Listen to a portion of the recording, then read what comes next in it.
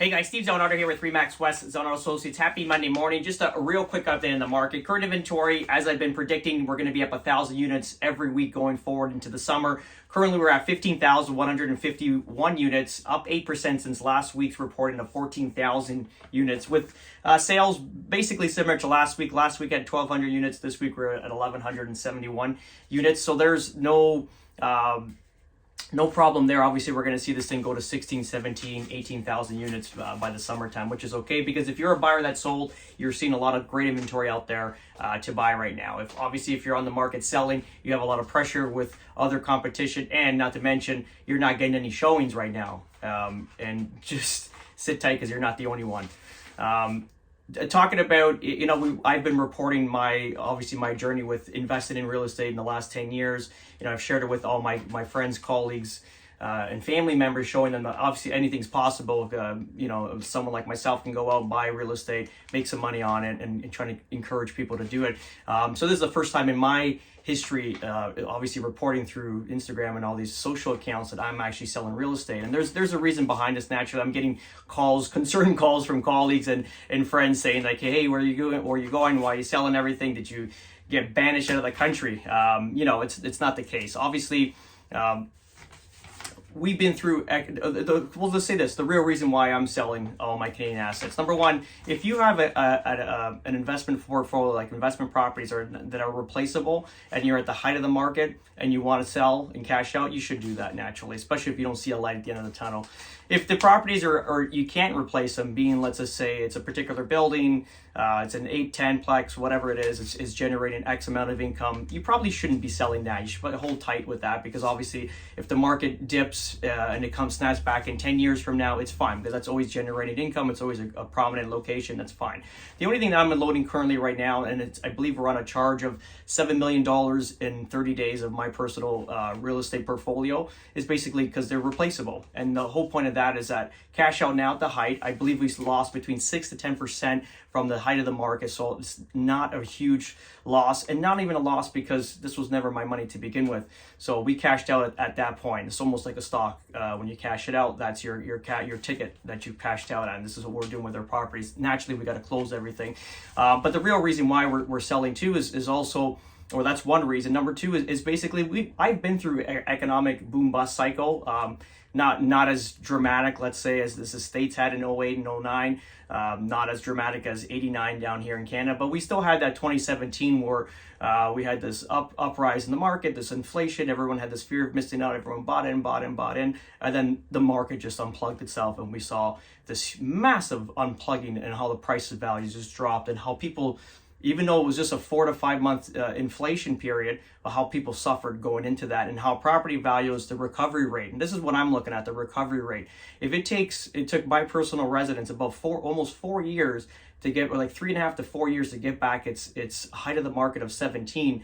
And it was just a 5 month inflation versus, let's say, our 2 years now during COVID up to now. It's been 2 years of nonstop inflation on uprising on prices, and obviously we see that huge shift between January of this year up to March. So there's another reason there that we're kind of unloading, because it's the recovery rate. If it's an investment property that I can replace with a better property in the future at a lower price, why wouldn't I cash out now? So that's pretty much the reasons. I think also we're politically charged now. It's not only our country. I think all countries are following suit. So it's almost like something we don't understand. We're not invited to this party, but it's better to hedge, have everything in cash, and make decisions at that point with no duress. So the worst thing is to have real estate that it's undervalued, or not undervalued, underwater, where it's not generating income, because a lot of people bought in the last, let's say, 5 years, properties that didn't really generate cash flow. There were always negative equity. Anything that I bought, and made sure there was always positive equity. I don't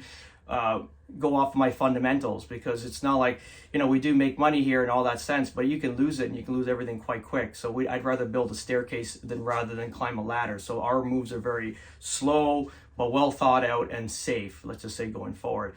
And this is why we've cashed out, or we're cashing out. By August of 17, we should have all cash in hand. So hopefully everything goes well and closes.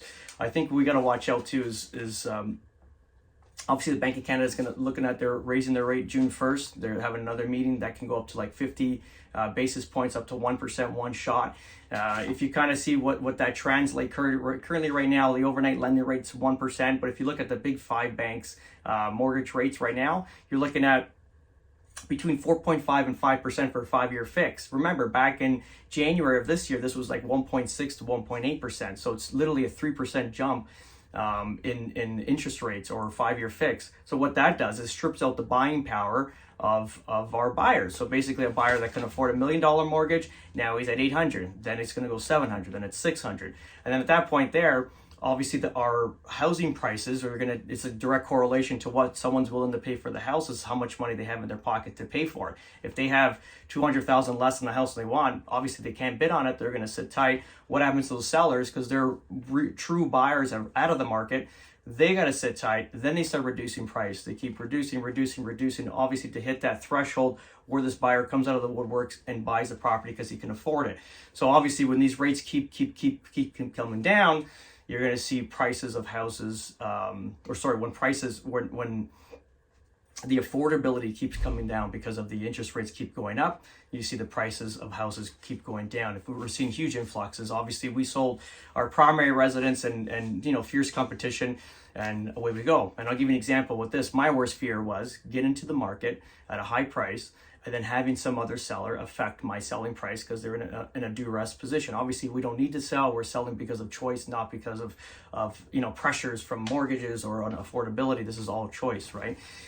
So what happens is we list, these larger models are at 2468, listed at 2,468,000. Obviously, they're a larger model, more popular model. We go down to 2388.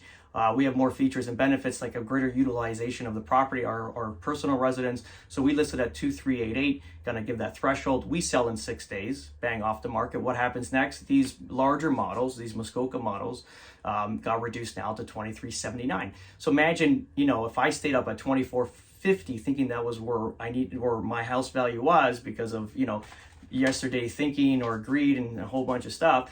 This Muskoka model would have been almost 80 to 90K below where I would be on the market. So affected me. What I do at that point, I'd have to go down to maybe 100K, from where I listed originally. Instead of 2388, I might have to go down to 23 flat or 2288. And this is a drive. This is where it's going to start. Houses are going to start faltering in prices. And you definitely don't want to be in the mix in that. So that's why I'm saying always price strategic or don't sell at all. Sit tight. But if you are going to sell, and you did buy, you have to be really aggressive on price right now because that's the only way out. And don't think you're losing money because this is just how you're time stamping your sale. So it is what it is. And so guys, if you have any questions, always reach out 647-962-4372.